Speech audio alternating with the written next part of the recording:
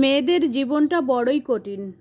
তারা অন্যের জন্য করতে করতে নিজের পুরো জীবনটাই অতিক্রম করে, কিন্তু তাদের মন খারাপগুলো কেউ দেখে না। তারা মেনে নিতে নিতে আর মানিয়ে চলতে চলতে জীবনের সমাপ্তি ঘটায়। তবুও এই সমাজ দোষ না করেও দোষীর খাতাতে মেয়েদের নাম লিখতেই ব্যস্ত। বুঝতে পারছেন? প্রকৃতির ঝড় থামাতে যেমন দুফোঁটা বৃষ্টি দরকার, তেমনি মনের ঝড় থামাতেও দুফোঁটা চোখের জলের দরকার হয়। তাই নিজেকে হালকা করতে সবার আড়ালে দুফোঁটা কেঁদে নিন, তাহলে মনটা হালকা হয়ে যাবে। গরিবের ঘরে স্বামীর সামান্য ইনকাম দিয়ে সংসার চালাতে হয় বলে সংসার খরচগুলো সবসময় একটু বুদ্ধি করে করি। সেই ভিডিওটাই আজকে তোমাদের কাছে আমি শেয়ার করব। আর আমার ভিডিও কিন্তু প্রত্যেকদিন বিকাল 4টায় আসছে। Welcome back to my channel. আসসালামু আলাইকুম। তোমরা সবাই কেমন আছো? আমি আশা করি তোমরা সবাই খুব খুব খুব ভালো আছো। আলহামদুলিল্লাহ আমিও ভালো আছি এবং আমার অল ফ্যামিলি ভালো আছে। তো চলো আজকের ব্লগটা ফার্স্ট থেকে লাস্ট অবধি দেখতেই থাকো, আশা করি খুব ভালো লাগবে। আর সকালবেলায় উঠেই আগে কাজে লেগে পড়লাম। আজকে ঘুম থেকে উঠেছি কটার সময় জানো?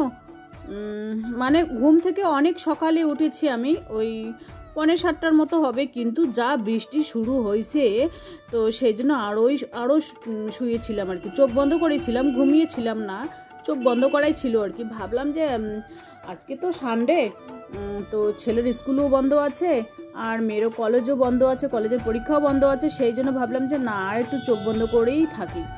তো বৃষ্টিতে উঠে কি করব জানো? বৃষ্টিতে আমার মনে হয় যে বৃষ্টিটা তো থামুক, তারপরে আমি আর কি সংসারে কাজে লেগে পড়ব। তো জানি না কখন বৃষ্টি থামবে। তো আজকে আর কি মানে যতটুকুই পারি ততটুকুই তোমাদের কাছে আমি শেয়ার করবো। আর বৃষ্টি প্রচুর পরিমাণে হচ্ছে, কখনো রোদ আসছে, মানে কখনো ঝিরিঝিরি, কখনো মুষলধারা, কখনো থামছে, কখনো আবার রোদ আসছে। রোদ আসলে আমি বলি কি জানো, যদি বৃষ্টিও হয় আবার রোদও ওঠে, তাহলে বলি কি শিয়ালের বিয়ে হচ্ছে। মানে ছোটোবেলায় আর কি শিখেছিলাম, তো ওইটাই আর কি, ওইটার কথা মনে পড়ে। আর ছেলে মেয়েকে আমি বলি, খুব হাসি পায় আর কি ছেলেমেয়েরা। তো বড়মশাই এখনও ঘুমিয়ে আছে, তো ঘুমিয়ে থাকা অবস্থায় আমি আর কি বেশি শব্দ করতেছি না, ওই আরামছে আর কি বিছানাটা গুছিয়ে নিচ্ছি।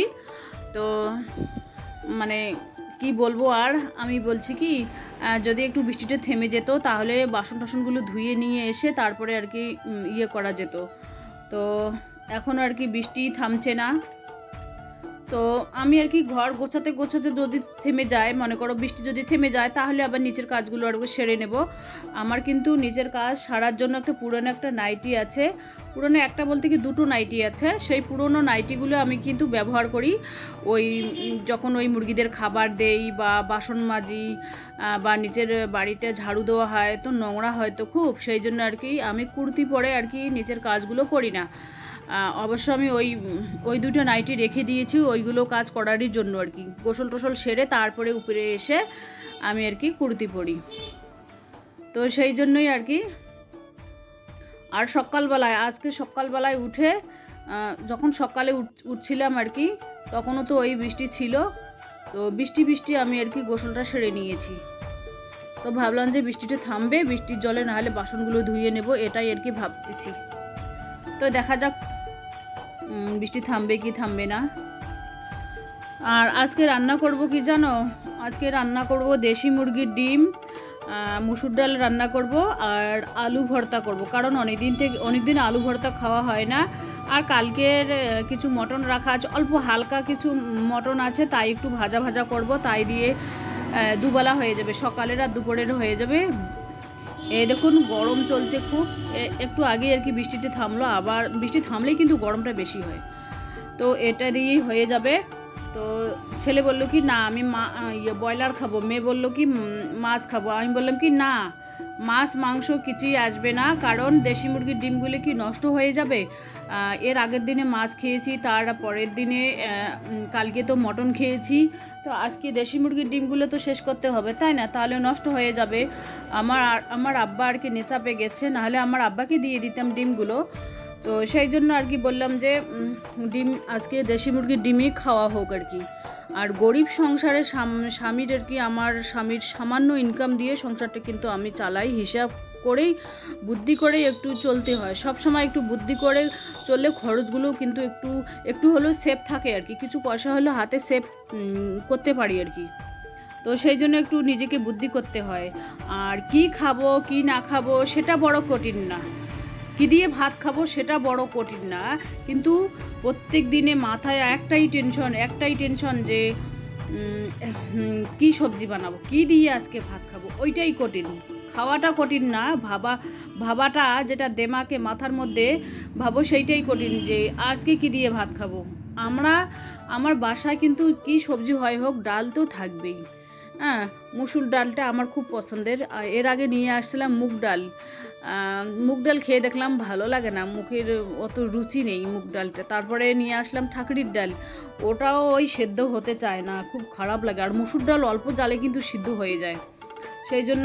আর মুসুর ডালটার আর কি প্রোটিনও বেশি, যতগুলো ডাল আছে সব থেকে মুসুর ডালের মধ্যে প্রোটিনটা বেশি আছে আর কি।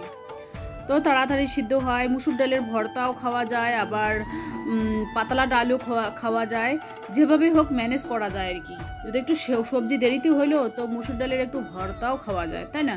একটু কাঁচা লঙ্কা পেঁয়াজ দিয়ে ভর্তা করলে হেভি লাগে খেতে, গরম ভাতের সাথে জাস্টটা একেবারে জমে যায়। তো এবার আমি সিঁড়িতে ঝাড়ু দিয়ে নিয়ে এলাম, তোমাদের সাথে গল্প গুজব করতে করতে সংসারের কোথা থেকে কোথায় কাজ করতে করতে চলে আসলাম। আর আমার কিন্তু এখন প্রত্যেক দিন বিকাল 4টায় ভিডিও আসছে। আর আমি কিন্তু বর্তমান সেলাই করতেছি না, কারণ ব্যাগের যে 25-এর ফিতাটা আছে ওটা শেষ হয়ে গেছে আর কি। সেই জন্য ব্যাগের সেলাই তোমাদের কাছে শেয়ারও করতে পারি না। 20-এর ফিতাটা আছে, তো পয়সা হাতে কম আছে, তো সেই জন্য আর কি এখন নিয়ে আসবো না, যখন হবে তখন আর কি অর্ডার দিলেই তো চলে আসবে, তাই না? আর ছেলেকে বললাম যে তুমি দোকানে যাও একটু, আর ছেলেও ঘুম থেকে উঠলো।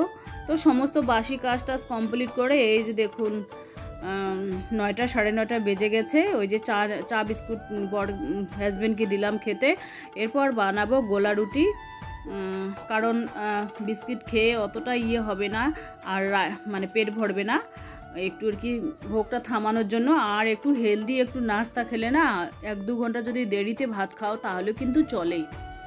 তো রাইস কুকারে জানোই তো তোমরা কীরকম জমিদারি রান্না হয়, রাইস কুকারে ভাত বসিয়ে দিলে কমসে কম 1 ঘন্টা লাগে। যেহেতু রাইস কুকারটা আমার নষ্ট হয়ে গেছে সেই জন্য বেশি টাইম লাগতেছে।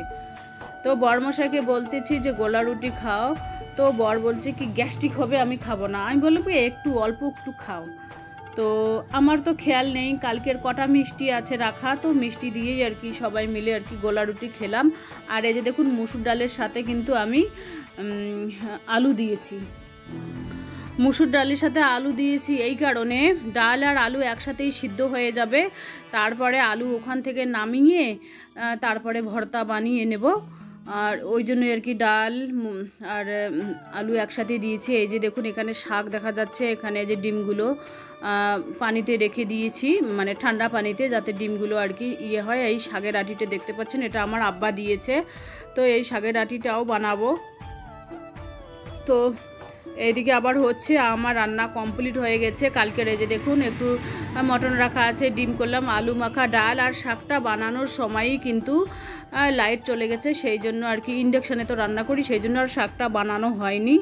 তো হয়ে যাবে এ কটা দিয়ে। তো চলো আজকের ভিডিও দুপুর থেকে শেষ। তো চলো টাটা, আল্লাহ হাফেজ।